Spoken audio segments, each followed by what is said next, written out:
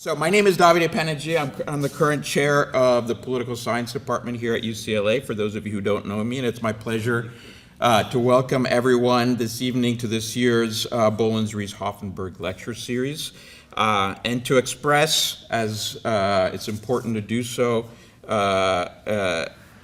my personal gratitude, but also the department's gratitude to the Bollens-Ries-Hoffenberg family. Some of the members are here, and thank you for joining us, as well as to the Sidney Stern Memorial Foundation Trust that make all of these, this event possible as benefactors.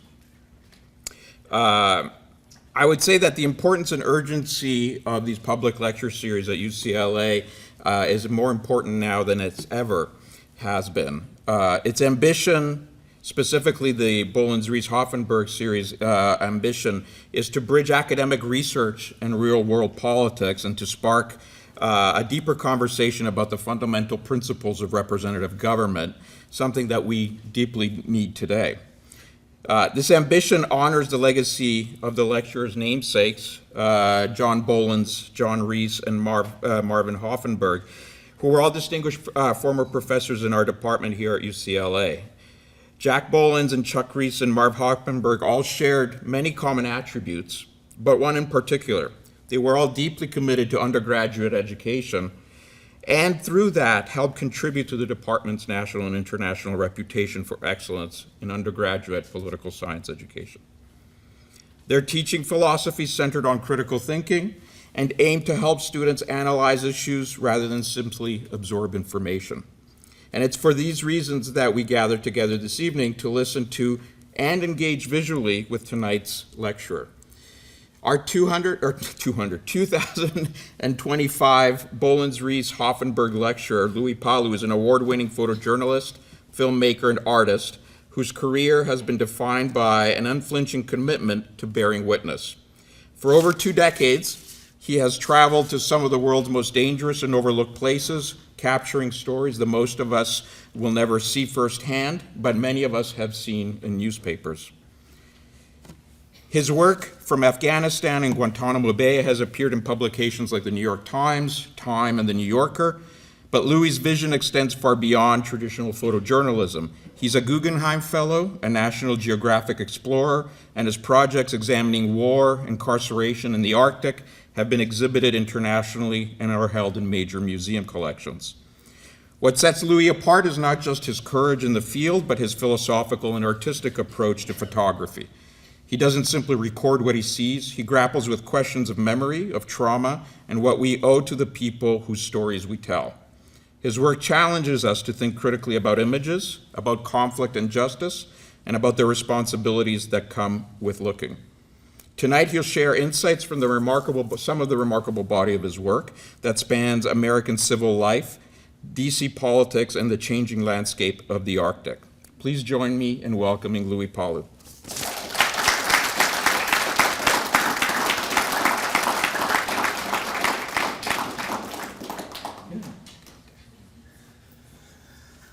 Thanks. Sorry for the little late reply. I think we're going to put the little microphone on here because I wander. Thank you, UCLA, for having me here. We'll put in the shirt there. We're going to put this. Okay. There we go. Okay. Am I fuzzing there? You're all right. Okay. Anyway, thanks for having me. I want to thank Davide for inviting me and having me here, and thank you to the greater community for coming out tonight. I was gonna I usually start with a little introduction to who I am and how photography can inform, just funny stories. That's my dad on the, I guess, your left, and his friend Luciano on the right. And this is kind of my childhood, They go hunting, they come home, wake me up in my onesie. We got these geese or a moose or a deer or something else, and that was my childhood. And my father was a child in the Second World War, and Luciano was a prisoner of war in Russia.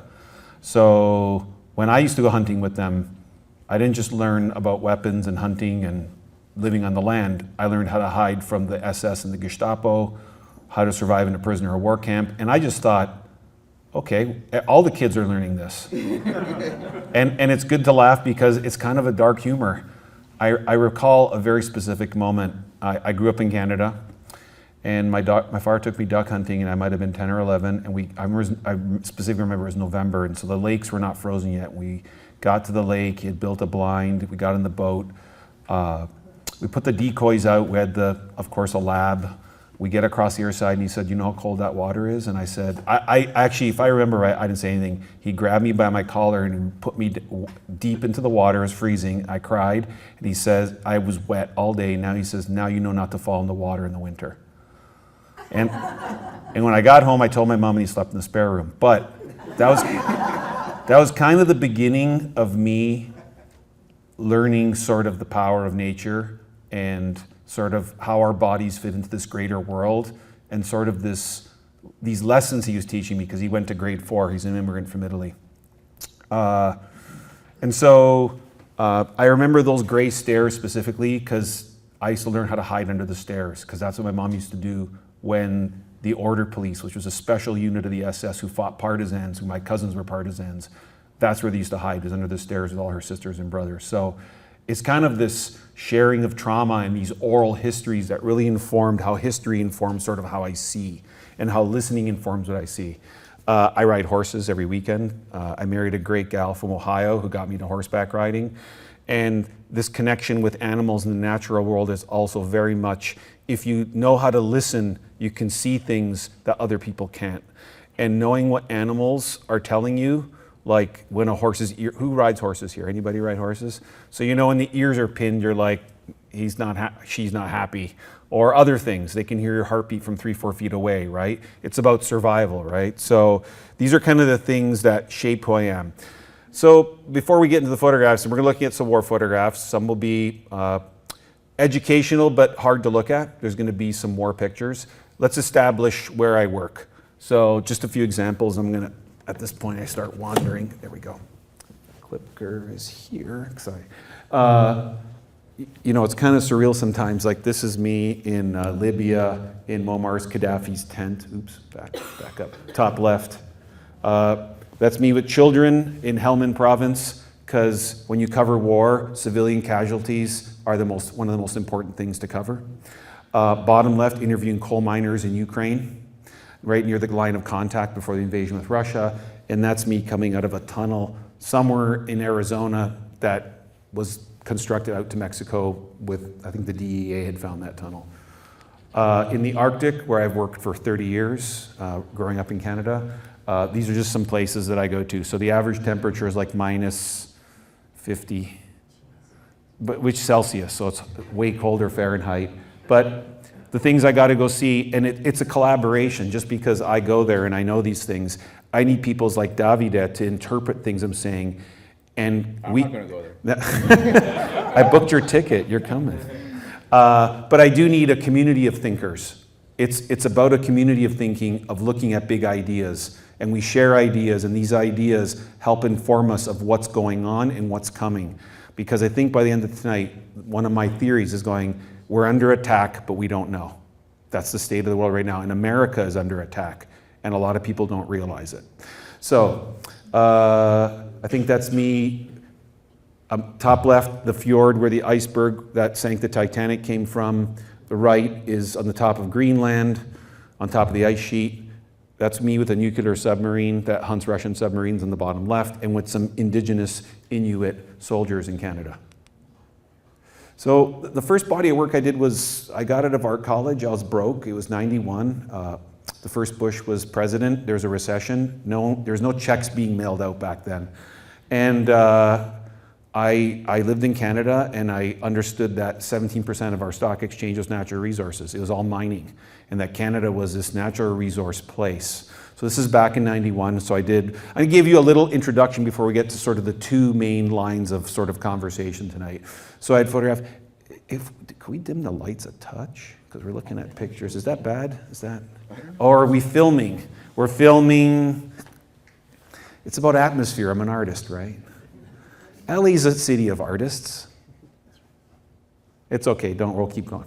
Anyway, all this work can be seen on my website, by the way. So I spent about 15 years going 3,000, 4,000 feet underground and spending 8 hours a day with people who drill holes in rock, put explosives in them, and blow up their workplace every day. And I know it sounds kind of absurd, but you can glean a lot of things from this kind of lifestyle, because every metal in your phone comes from places like this.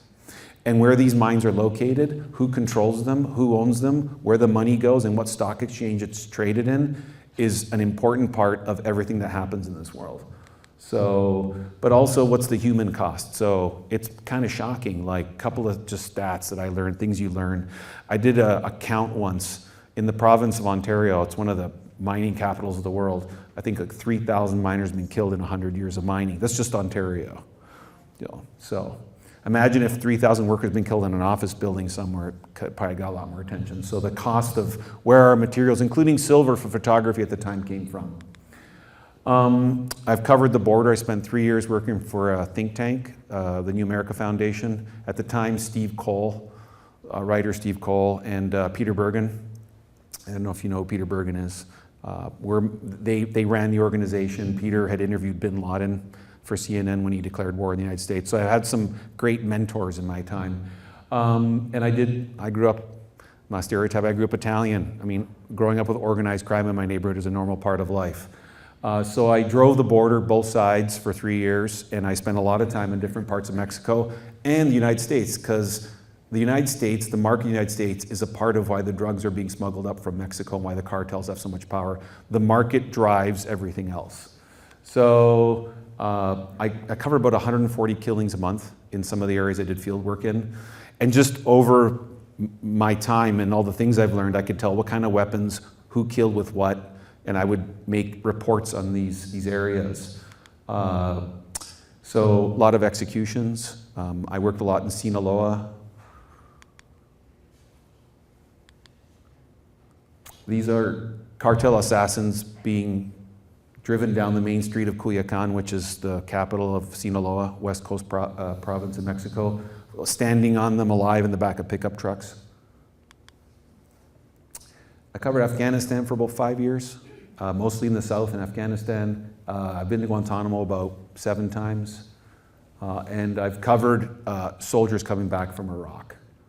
So, sort of trying to give people views to shift their consciousness, right? To think about sort of the cost of going to wars. This is these are soldiers marking their position for a drone strike this is the smoke saying, "Don't drone strike us." Early drone days of warfare.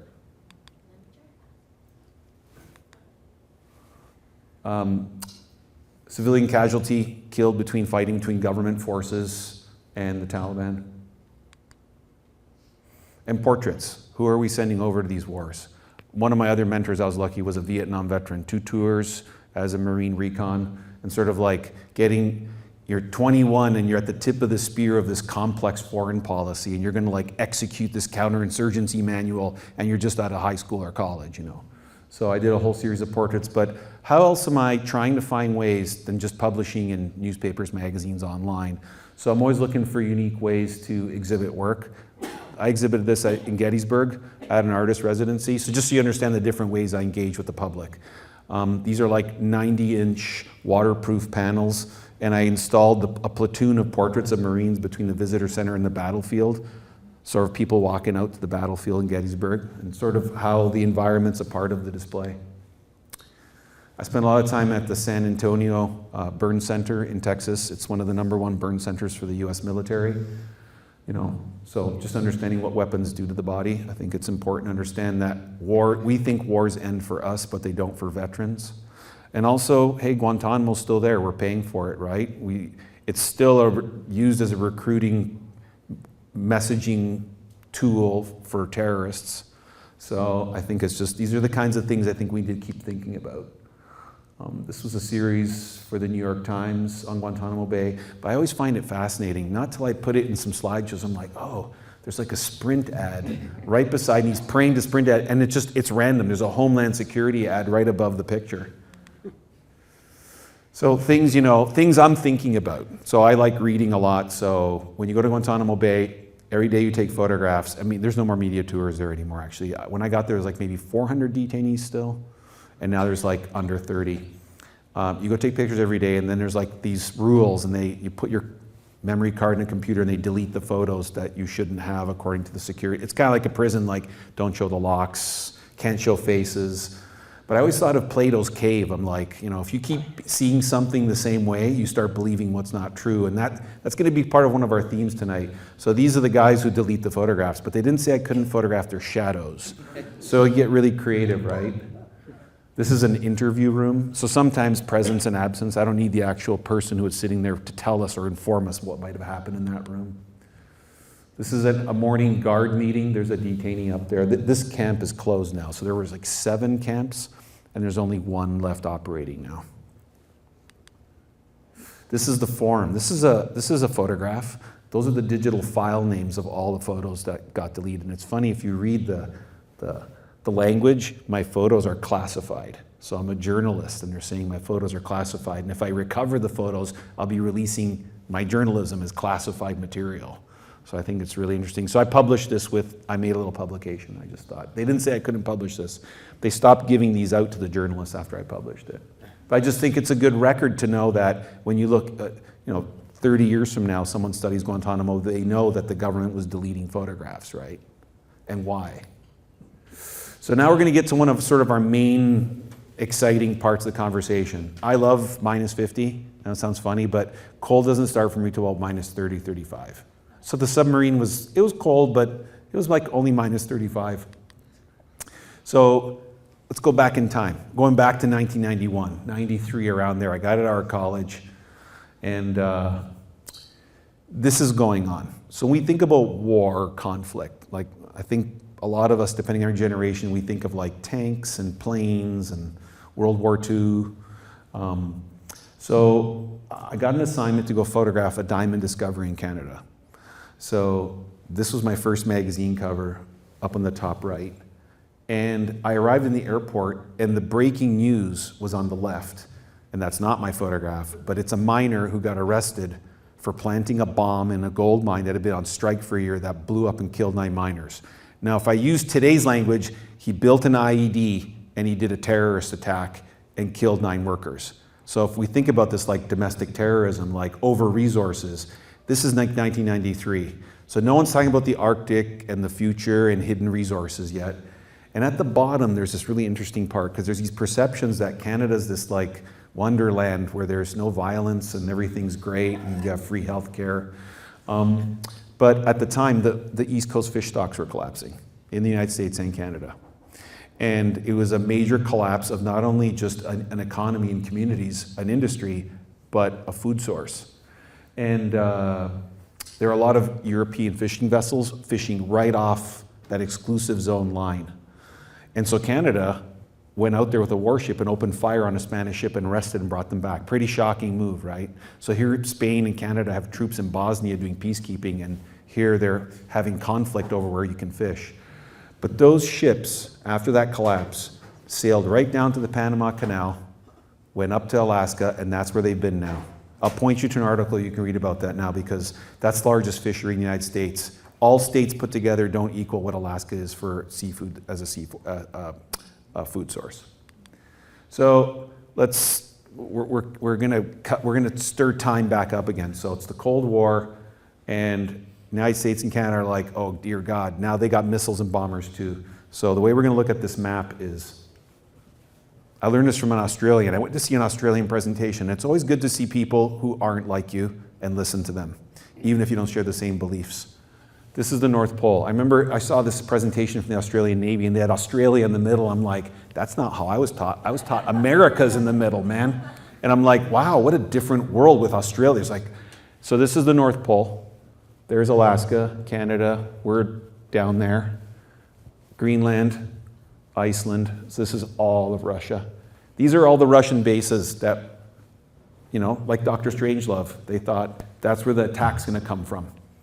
So we're like, what if they attack? We don't even know they're coming. So they built the DEW line, the distant early warning line, which is now the North Warning System, which today, there's still people at a computer, like in Colorado at NORAD, waiting for the attack, because it could be a real attack. I guess this film that just came out, this Catherine Bigelow film, is a little bit of like Threads, when we watch, if you're old enough to know those films that terrified you in the Cold War. And that pink line there is, they're waiting for this attack. And after I covered Afghanistan, I'm like, I think this is where the next war is going to be. And a lot of people are like, well, it's kind of interesting geopolitical thing, or you're exaggerating. And I just felt like my job is to see the clues from the noise. And I really felt like what I was seeing unfold was changing, especially in Russia. So these are areas of my field work. So I just want to show a little bit inside of how I work. Those are all the places I've been, and some of those places I've been like 20, 30 times. So, and I've covered, the red part there is Ukraine, where I spent a lot of time making a film.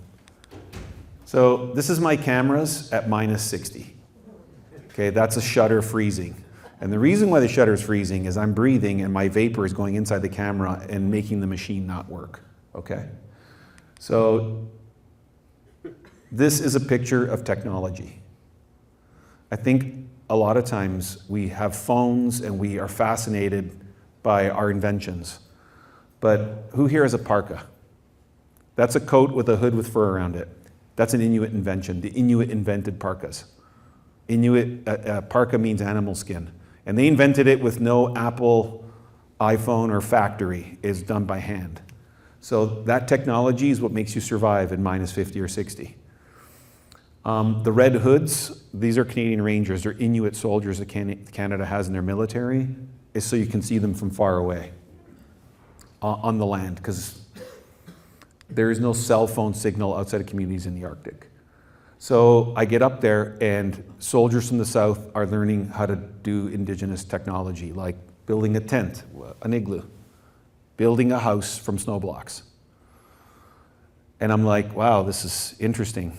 Like, we're learning ancient ways to survive in a place that can destroy anything, where wind can knock an aircraft out of the air, where you need a special nuclear submarine to get through the ice.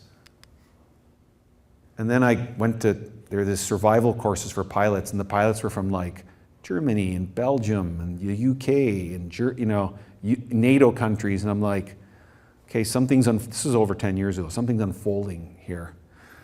So this is noon in January in Resolute Bay, which is high in the islands above Canada, that archipelago. So it's probably minus 60. And this is how to survive in a cave with a candle if your plane crashes. And a lot of times when there's plane crashes up there, it's too expensive to move the wrecks, so they just leave the planes where they are. And this is one of those moments where we look at this, and if we use fiction to inform reality, we think of movies like Blade Runner, or right now with the war going on in Ukraine, the Terminator series, of how art or fiction can inform reality, where we think of these great inventions like flight and airplanes, destroyed by, this is essentially a picture of weather. This plane was knocked out of the sky, and you really start, when you're up there, you really start getting the sense that we aren't the ultimate power. There's no such thing as political power. That's a human invention. Nature is the ultimate power. And what I learned when I kept working on this project is, this is signaling aircraft if you have no cell phone, is that we're not destroying the planet. Actually, we're destroying the environment that we need to survive. The planet is powerful. It'll just be uninhabitable, but it's going to survive. And that's the way we need to start thinking about it, because we're not powerful enough to destroy this planet. It's too big and powerful. So signaling, so sort of my symbols of what I'm trying to tell people, signaling. This is in the tree line. Once you get to a certain point, the permafrost doesn't allow trees to grow. This is actually right beside the base where that film Catherine Bigelow made. This is 10 years ago. And this is parachuting because they can't beat the mountain. You can't beat a mountain. You can't beat a tidal wave or a tsunami or minus 60. Air can kill you there. So this whole idea about we're going to go up there and fight a war over hidden oil, hidden below the Arctic sea ice, is kind of ridiculous in some ways. I mean, California understands power of nature, fires, earthquakes. You can't beat those things, right? You can prepare for them, right? So we need to prepare for what climate change is bringing. I always found this fascinating, and I learned from art school how to think of materiality. This is the most high-tech military cargo aircraft. It can move a tank anywhere to any war zone in the world. It's the first time it's in a place called Hull Beach. It's right on the dew line, and they're unloading komatiks, which are Inuit sleds. But there's a problem here, if we understand colonialism, right? There's no trees in the high Arctic, and the komatiks are made of wood. Originally, they were made of bone and animal sinews as rope. So the wood is it's a colonial material. Wood only ended up there when the Hudson Bay Company started bringing crates of materials up there. So this is a much more exciting picture of the one that published in National Geographic. I worked with them for 5 years on this project, sort of this idea that we had to start thinking of what the future of security is in the Arctic, because when we think of the Arctic, it's important to us here. It's the air conditioner of the planet. So there's an ice sheet, it's permanent up there and it's shrinking. So all the ocean's water goes up there. I'm doing it, please scientists who are watching this, accept my simple explanation. The water goes under there, gets cooled off, and then goes back and keeps things balanced. Well, when the ice disappears, it's not gonna go cool off. It's gonna be like your house with a broken air conditioner when it's 95 degrees. That's what's coming. I promise it might get more uplifting as the slideshow goes on. Looking at everybody in the room, I'm like, they're smiling in the beginning. Anyway, it's an incredible technology. This is the most latest secret submarine the United States has for hunting Russian submarines. And when we think about like the history of resource extraction, well, the Inuit were producing oil in the Arctic way before Exxon existed. I don't know what the number is, 30, 40 liters of oil per seal. And it was sustainable for oil lamps. What was incredible was even when they did safety training, it's still minus 30 and you're lying in the water. It's like, you know, in some ways you're like, what can I learn from this? How can I understand? How can I shift my consciousness about how we need to be at one with the planet to live with this planet or this environment we need? This is in Clyde River. It's on the east coast of Baffin Island. And then you start just watching, you know, these little clues like target practice, you know. It's not just a circle anymore, it's like enemy troops, right? And then you see scenes like this, and I like to once in a while add some context. So this is a page spread from National Geographic. These are US soldiers learning how to ski. Well, where are they gonna ski, right? Who has used skis before? Well, in 1931, in the history of the, if I ski, I'll be in the hospital pretty fast. This is in Alaska. And this is based on the Finns fighting a guerrilla war against the Soviet Union in 1939. It was one of the most effective guerrilla wars ever fought in any Arctic area. And I thought, well, I think I need to start going to Scandinavia. So I started that 2018. And I've been about 8 times along the Russian border in Norway and Finland, along with their border troops. And this is where I'm telling you, we're under attack. And I don't know when governments or what governments are. I know Finland has said they're under attack. We just have to understand when we're at war. So just remember that map with those bases, okay? Because we're going to get to something really interesting, right? These are Norwegian troops in Sweden helping Sweden train from, quote, from one of their soldiers, peace damage from the Cold War, because they stopped building their military. And I'm not promoting anything, I'm just relaying the facts. This is a church service in front of a tank. You know, special blankets for camouflaging and hiding tanks all along the Finnish border. Now, Finland has a unique weather system, so they do have trees in their Arctic Circle. It's also, they claim, the home of Santa Claus. This is the largest artillery range in all of Western Europe in Finland. So I think they have one of the largest armies almost in, they have the most forested, I think it's by square kilometer countries in all of Europe, which creates a natural barrier along the Russian border actually. This is a rocket testing range. So remember that map? This is an interesting moment because I thought, okay, this is going to be conflict like way down the road. Well, just this year, this is actually a still from a video from a Ukrainian drone bombing one of those Russian bases where the Russians had moved their bombers so far north to the Arctic. The bases we thought were going to attack us over the North Pole were attacking Ukraine, but we're supplying Ukraine with support to attack the base that they thought they were going to attack us with. Did you get the math on that? Okay, so this is the base that we thought in the Cold War a nuclear missile was going to fly over the North Pole and attack us, right? But now it's being attacked from the south, from Ukraine, because the Russians have moved their bombers there to attack Ukraine. And with our support, they're attacking the base we thought we were going to attack by. Does that make sense? I know. So it's kind of like, when do we decide this new age of warfare? I mean, right now I'd say in Ukraine, we're in the largest air war is happening in Europe since the Battle of Britain with drones. Probably even more aircraft if we count each drone. By the way, every time I work on a story, I'm not a lone wolf. I work with a photo editor. Photo editors don't get credit, and they're really important because every time I go on a trip, I send hard drives of pictures. They're really important at helping me tell the story, to edit, to look for details, to push me to look for more. So this is Sadie Corrier, one of my I worked with her for 5 years on this story at National Geographic. I'm now working with Bloomberg on an in-depth series. And if you want to read, I don't know if they're behind the paywall now, they used to be free. These are the first 4 parts. It's kind of like interesting things you learn when you work with a great writer, like drilling for oil in Alaska, the most important resource, gravel for building oil pads. You can't just build something like that. Or the fishing one is really, really good if you understand sort of what's unfolding there. Feel free to note that, it's Bloomberg Opinion, and we're working on a few other pieces for this ongoing series. So now we're going to get to the really uplifting part, me covering the US government. So when I was working in the Arctic, when this current president was first elected, I'm like, I'm not covering this government. I'm going to go to the Arctic.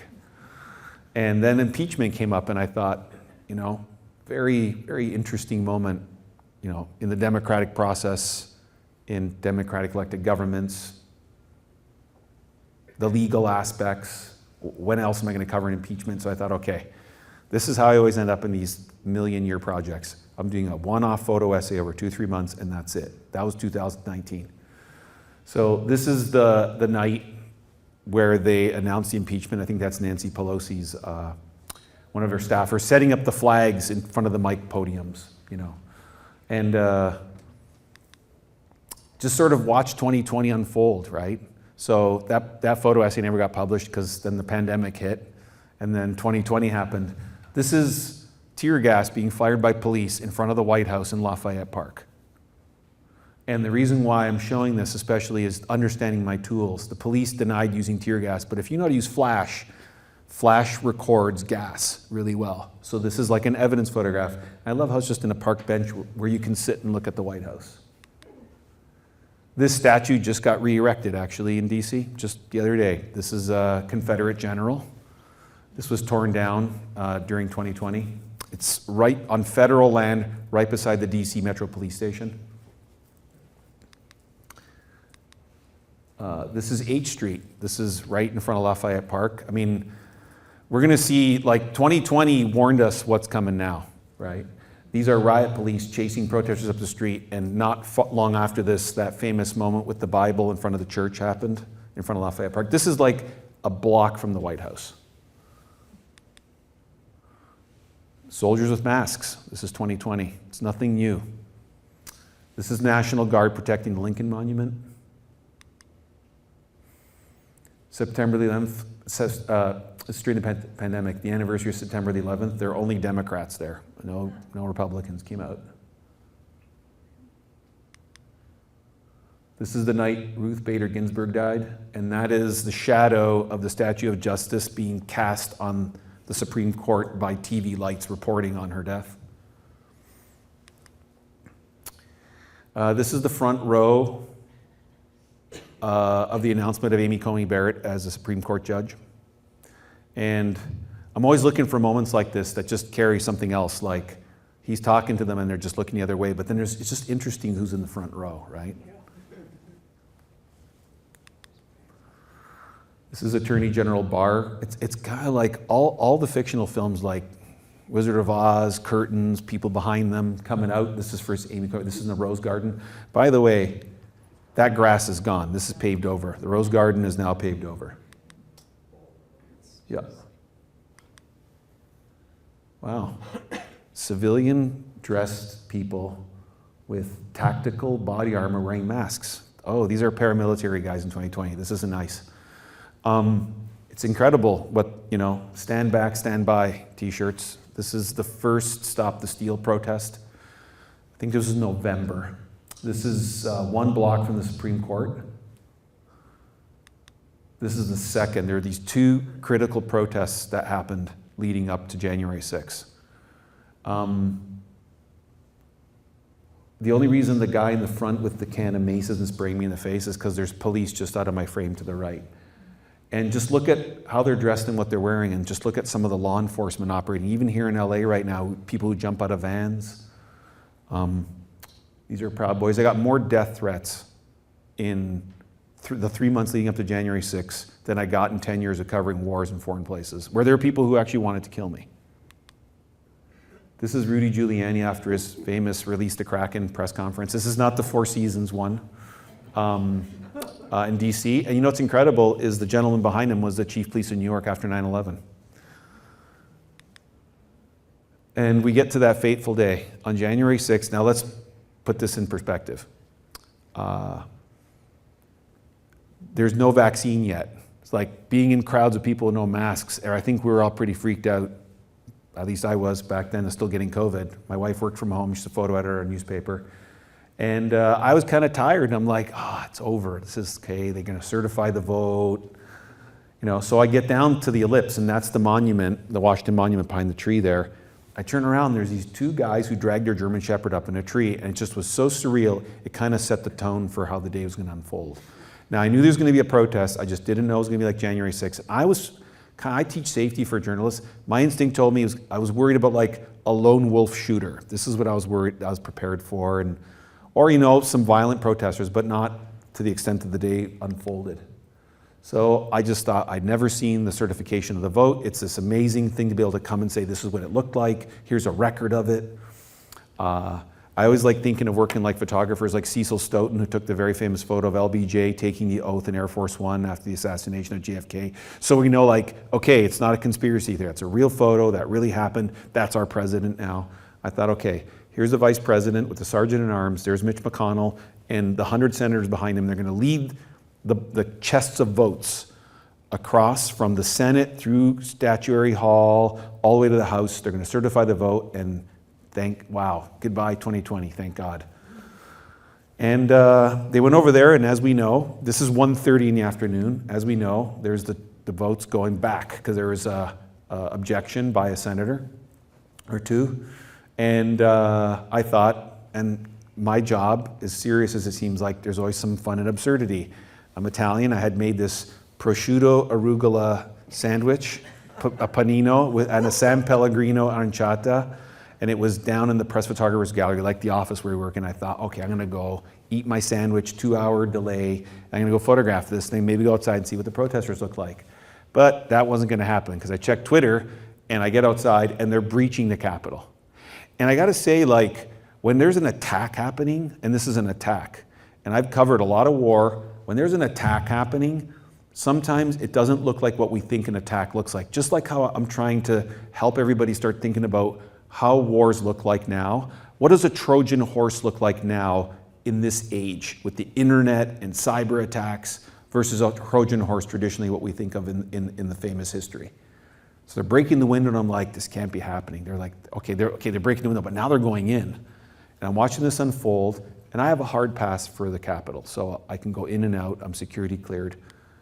And I get inside the first floor of the Senate, and it's like, there's police firing rubber bullets. You can see there's a police officer back there with a gun in the air, and they're covering themselves, and rubber bullets are hitting them in the back. And police and these Americans are fighting each other in the hallway of the Senate, outside the Appropriations Office. And I just couldn't believe what was happening. This is the gate visitors come to at the Capitol. It's the north entrance, right on the Capitol side of the building. And that is not only tear gas, but they took fire extinguishers and spraying police with fire extinguishers. So it's kind of everything floating in the air. And what's really interesting, I think, is not only sort of the Gulf War chemical warfare mask, but there's someone with a phone coming into the left.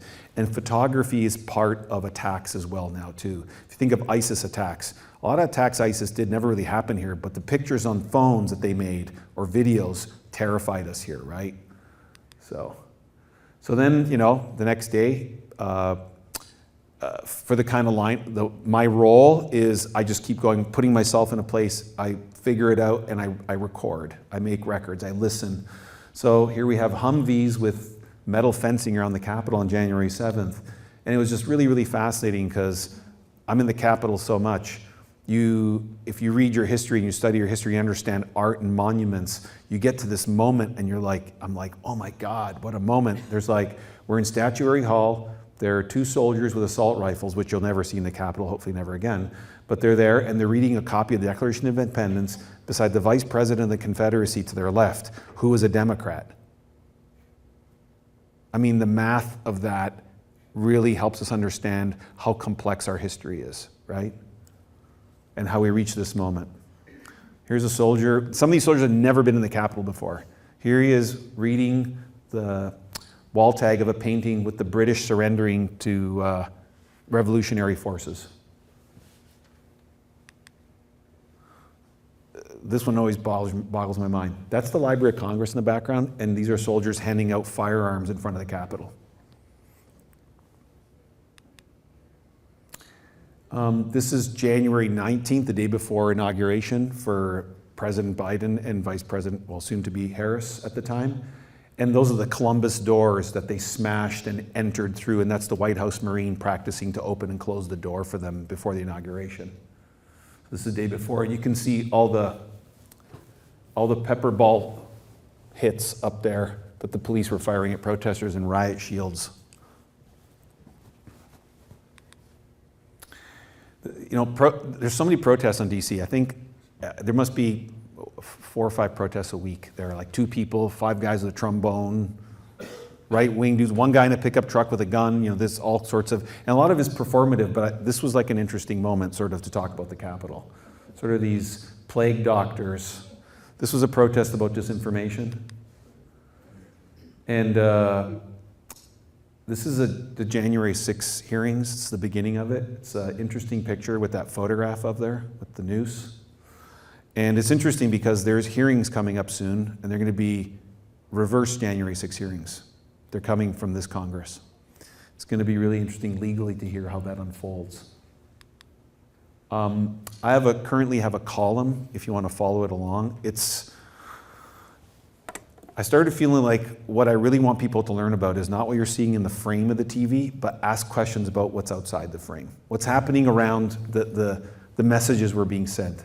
So it's with the Virginia Quarterly Review. It happens every month online and quarterly in print. We're working on a full photo essay to publish for the semi-sesquicentennial. I practiced a lot to say it that fast. Anyway, so it's called Seeing Political. That's, if you want to, you can look it up. Just sort of what I'm looking at is sort of like the history of microphones. Like the least amount of rules in the Capitol when you're reporting is for microphones. TV cameras are only allowed to record in very specific spots, and photography you can't take pictures on the 3rd floor. There's all these, you can't take pictures on the floor of the Senate or the House either. So I just think it's interesting.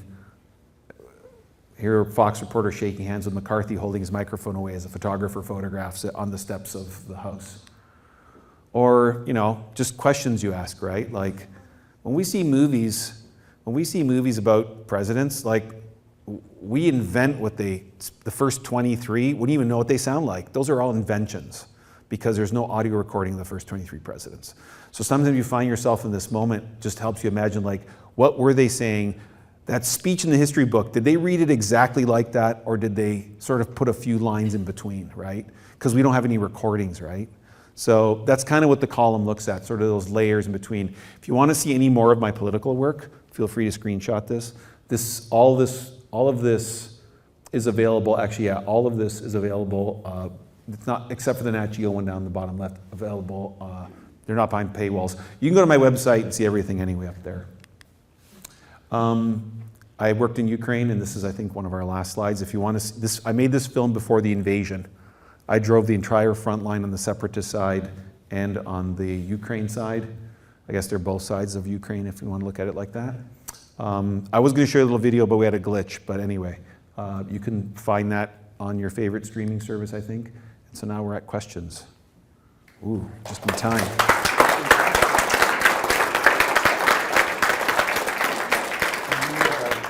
You have your own questions? Yeah, I'll just, just ask away. Anyway, again, thanks for coming out. Thank you for being such a good audience. Yes, yes. Just going to bring you a microphone. I want to compliment you. We went to a lecture at LACMA recently, and we could not hear very well. So I thank you for using the microphone. Okay, super. Well, I think, anyway, I like lecturing and. I can see that. But my question is Yes. I'm an artist. Yeah. I'm a painter, printmaker, and photographer. And so my work is about environmental stewardship and social justice. Mhm. And one of the people that I used in my thesis when I finished my MFA was Alfred Jarr. And I'm wondering if you were influenced or if you know about him, because he deals with similar topics that you are dealing with in your work. Yeah, Alfredo, yeah, I know his work. I saw a few of his shows. I think the most fascinating thing I think he did was he collected covers of Time magazine and how Africa was sort of misrepresented in a lot of ways. I think his work is great. I have an MFA in studio art. Now, I couldn't get into all of it, but I have a series of sculptures I do that are frozen blocks of ice with photographs in them, and they melt over 4 or 5 hours, and the installation destroys itself.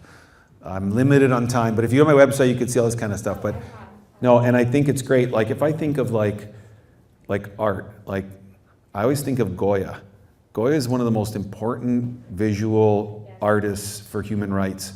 His Disasters of War, it's very important because he's like, this is bad. Napoleonic troops have invaded Spain, committing all these atrocities. Now, he's not just going and making artwork of them. He's making reproducible artwork, etchings. It's an important technology. It's kind of the predecessor of photography. I can make lots of prints and give them out to people saying, look, this bad thing that's going on. So in some ways, it's really, really important.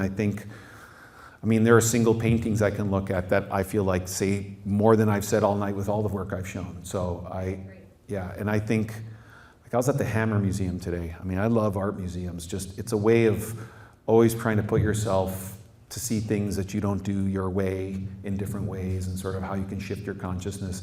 I would say right now is the ultimate time to go see an exhibition in a place you'd never go see. Just try and put yourself around music or something that's the great part about cultural materials or art or film, cinema, books. Because right now, this is what I learned covering Afghanistan. I would come home. Usually war reporters, we're about 2 years ahead of your understanding of we're right there. We're like, oh, I remember my friends first seeing ISIS before we knew what ISIS was. They're like, there's these dudes, they got these headbands on with this script on there, and they're different. And sort of, I would say what's unfolding in Europe right now, it's about 2 years ahead of what most of us are understanding. And I think that right now that war in Europe is expanding. Few points like what we're talking about, Denmark's airport got shut down because someone was flying drones around it. Well, I can tell you the country that's flying those drones probably starts with R. Cable cutting from Finland to the mainland. There's a lot going on. So, and I would say that we're intertwined with Europe. This idea that we're all alone here is that's not real. So, but I do think that's important always to think about. It's not just journalism. Art is an important part of how we process things as well. Yes, I'll get to you. This young lady here in the blue. Hi, I'm thinking I'm a psychologist, Mm-hmm. and I also do photography, and I'm just wondering how, what do you do with all your feelings when you're doing all this, and also, does your life come along with you at all, or? I got this really cool. It's a great question. My wife is from Ohio, so there's, I don't know, I want to be careful of stereotypes, but she has sepsis. She's from the Midwest, so it's I think she grew up on a farm surrounded by the reddest area of Ohio. To top it off, they're Jews living in Central Ohio. So I think that she's very cool. She understands. What's incredible is just sort of how World War II keeps rolling, right? So I end up in Canada. I want to cover Afghanistan, so I moved to the US because I feel like from DC, I want to start doing work from there. And I meet her there. Her grandparents escaped Germany in Berlin in the late 20s, early 30s. When they arrived, one of their naturalization papers says the Third Reich on it. They had escaped just in time. Her father's born in California. He moves to Ohio to be a glassblower. She comes to DC to get a job. We meet. And like that is a narrative born from the Second World War. It's still the after effects of conflicts keep rolling. So in terms, she does not come with me. I'm pretty much, I work on my own. I take a writer sometimes. When I go to the Arctic, I train writers up because I grew up ice fishing. I grew up snowmobiling. I grew up hunting. I know how to use, not that I think using weapons is, I'm against violence and war, but for polar bears in the Arctic, you need to know how to use a rifle. Yeah, they're very big and they will kill you with maximum violence if you interact or encounter them in a way where they feel threatened.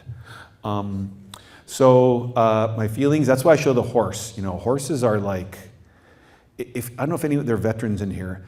When you've been around someone who had a trauma like you, when you know they know, you feel better. Because you're like, you can't hurt me, or you know where I'm stuck, or I can't get past. You know the path I've taken to get here, or the path I'm still on. And horses, the reason why they can hear your heart from 3-4 feet away, the reason why they're pack animals, herd animals, is because they're ready to run away from everything. And they're like listening to your heart. So I'm like, being afraid and running from a threat. And they just love you, and they're unconditional, like a dog in some ways. But they're really big and you can ride on them. And something I learned recently actually is there's research that when you ride a horse, obviously you're vibrating on the horse, that how it vibrates your brain can help you process trauma. And that there might be horses that vibrate or ride in a certain way that suit your brain, which is mind-blowing if that's actually true. But it's kind of like music, vibrating air, right? So after Afghanistan, I'll be straight up. I did 2 years of therapy and I really needed it because I could not function. I couldn't sleep with the lights off, lots of other things. I never had bad dreams. So when you watch movies and people are like camera effects, it's not like that at all. I would have panic attacks. Like I'd be at an exhibition and I couldn't breathe. Then my friend's like, come on, go to the therapist. So I did, and it's great. And all I thought of is, wow, why didn't someone teach me about this? Like if you break your arm, you go to the arm doctor. If you break your head, you go to the head doctor. It's the exact same thing, but it's visual, right? The arm is like, this is just an arm. My head, ooh, I'm gonna look weak, and I'm glad we're in a time where a younger generation's learning to process this because, I hope I don't get too emotional. My parents never had that. My dad was like, you're gonna be put in the water. You're going to survive. I'm going to teach you how to hide, dig a trench, pull sticks on top of you. The SS won't find you. That's what I learned. So now I know how to put it over there.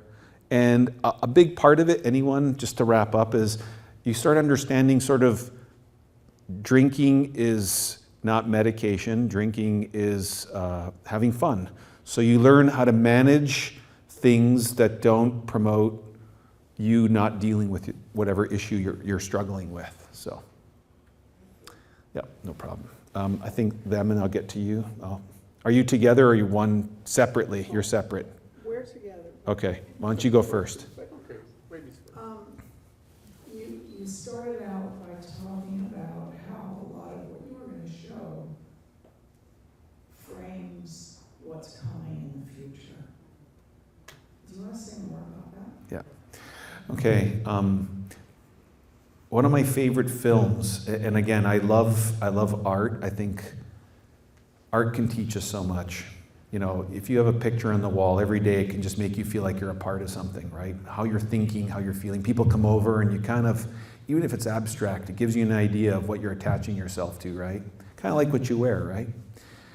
And I love John Carpenter's The Thing. The Thing is one of the best films to make us understand. And it's a kind of a horror sci-fi film. If no one's seen it, it's about McMurdo, sort of not McMurdo, it's Antarctic, it was filmed in British Columbia actually.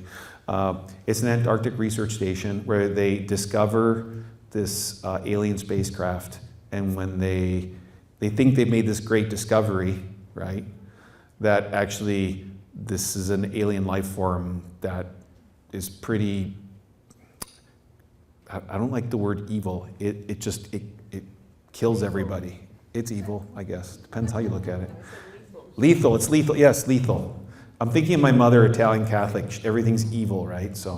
And anyway, and the more they try and destroy it with flamethrowers, the more they heat it up, the worse, the bigger it gets. It keeps getting bigger, and they can't control it. And it's things like that, like preparing for the future, where imagine, I remember seeing the Terminator in the theater, it's like, whoa, like robot hunting things, okay. Or 2001 Space Odyssey, video, I'm gonna call you with a video thing. Now I'm like, I can do it on my iPhone all the time around the world.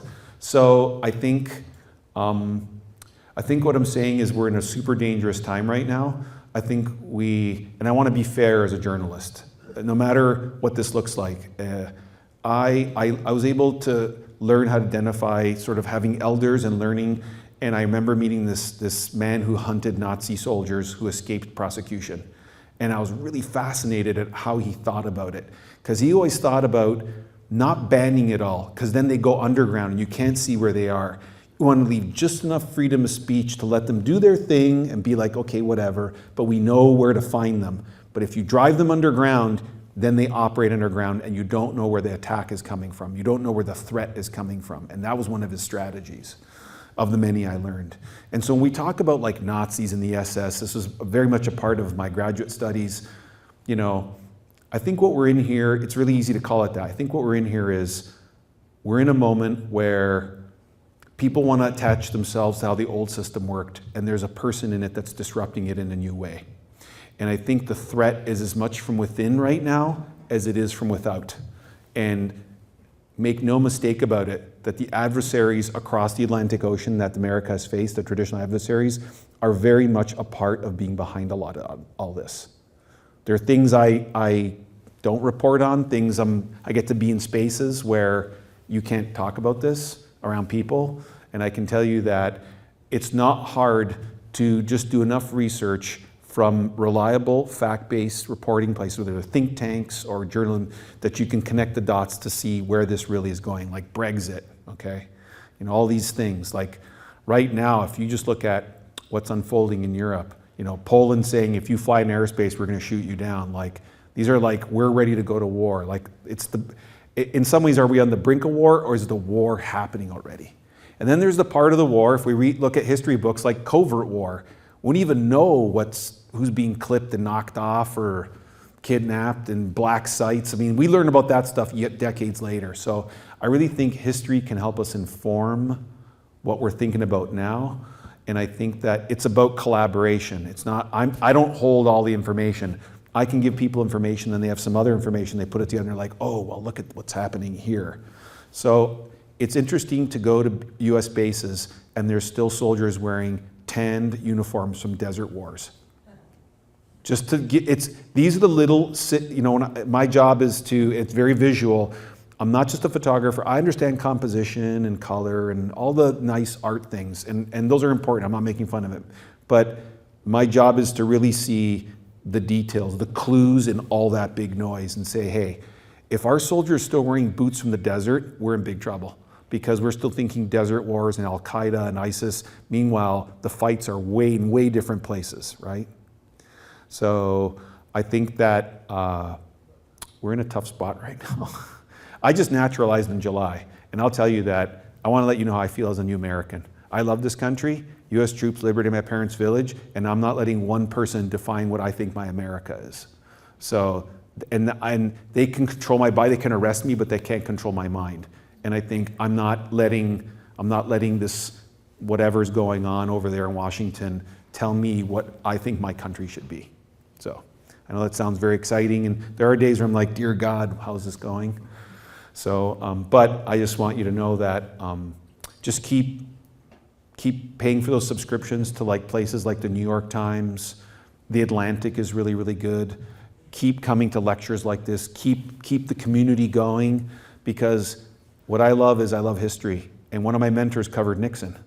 And actually, he was surveilled by Nixon and jailed by Nixon. He teaches at UC Berkeley, and he FOIA'd his FBI file. And when you read sort of they're calling him a weatherman, underground terrorist. He was a photographer. He was 19. And it's just like, when you read what happened under Nixon, yeah, what's going on right now is not great. But Nixon was way more sophisticated. And he knew how to have someone like Henry Kissinger secretly bomb places like Cambodia. Waterboarding was legal in the Army handbook. So coup in Chile, we can make a list, right? So I think if we ground ourselves in the fact that the system here is built very strongly, that we will get through this. We will get through this, so. And is that making everybody feel okay? But anyway, yes, you're next. Yeah, old people like me have often heard that. You're not old, you're experienced. See, it's lenses. My experience tells me that a picture is worth 1,000 words. And that's been true for most of my life. I've looked at photojournalists and you can feel what's going on. Personally, I'm concerned with modern technology. I hate to use the phrase, but I'm not sure when I look at a picture if it's fake news. Mm-hmm. I'm just curious. So this is really important. So I teach at a workshop called the Kalish Workshop. I'm on the faculty there. And we have someone from Adobe come out, and we have to, sorry, I'm be humorous, but it's like Lord of the Rings, like the elves, and like there's forces still fighting off the Mordor, even though things are looking bad. And what I love about that story is this little small dude who can't fight anybody kind of gets this ring, and like, it's the journey, it's the fight, right? It's the resilience. So when they're like, if you go look at the New York Times, it's not going to be fake news. And if there was a mistake made, they'll fix it.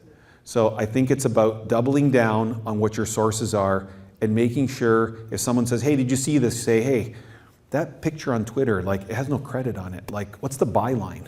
Like, it should be Louis Palu, because then, you know what? I don't even need an Adobe program to have verified images anymore. You just look me up. You're like, Louis, here's his bio, that's a photo. Or I'll be saying already, hey, that's not my photo. Someone's trying to, you know, there are systems in place. There are forces pushing back still. So I think it's about where the photos come from and the source and what the intention is. So I still think that there are institutions that are holding pretty tight. They're fighting strong. I don't like using the word fighting, but confronting. So I think it's about the source. You know, I subscribe. One of the best political reporting, like I use it for on the ground, it's called Punch Bowl News. You're like, Punch Bowl News? These are people who used to be at Politico, started their own. It's really for someone who you want the real in-depth stuff. The Punch Bowl is a nickname the Secret Service gave to the Capitol. It's the Punch Bowl, upside down cap. Anyway, I read about an hour of news every morning before I go to work. So Washington Post, Punch Bowl, Foreign Affairs, which isn't really news, that's more analysis. So I think, yes. How is everybody having a good time? Everybody's good back there? This would be the last question. Okay, last question. Thank you so much for your presentation and your talk. I have two questions, so I'll try to be brief. Hold the mic right up to there. Yeah. The first question is about the notion of exposure, not in the photographic or technical sense, or in the perhaps anthropological or ethical question of exposure. So I'm wondering if throughout your career there have been any moments in which you have chosen not to show something, and how do you make the decision about what to leave inside of the frame and what to not photograph? And then the second question is more about your choice to I'm going to move over here so I feel like you're all equal. Keep going. your choice to take black and white photographs for the 2020 series instead of color photographs. These are all super good questions. Is that the... Yeah. Okay, sorry.